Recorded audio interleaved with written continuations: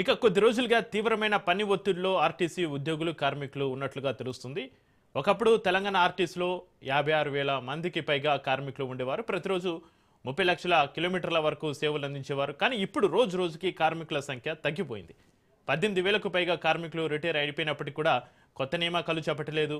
ఆ పని భారమంతా ఉన్నవారిపైనే పడుతోంది. అంతేకాకుండా ఎలక్ట్రిక్ బస్సులు కార్మికులను భ్యాందోళనకు గురి చేస్తున్నాయి.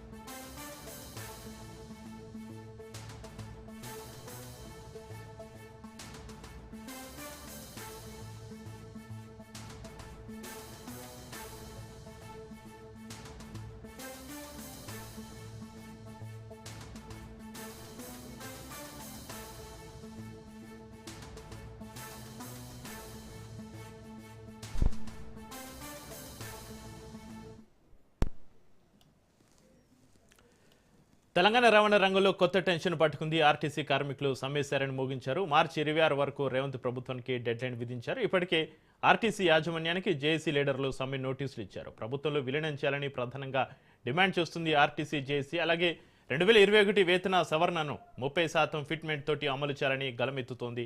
కాంగ్రెస్ సర్కార్ అమలు చేస్తున్న మహాలక్ష్మి పథకం కింద ప్రతి నెల 350 కోట్లను కోతలు లేకుండా ఆర్టీసీకి ఇవ్వాలని కార్మిక సంఘాల నేతలు డిమాండ్ చేస్తున్నారు. ఇక అలాగే రాష్ట్ర ప్రభుత్వం నుంచి రావాల్సిన 2,500 కోట్ల బకాయిలను తక్షణమే రిలీజ్ చేయాలంటున్నారు.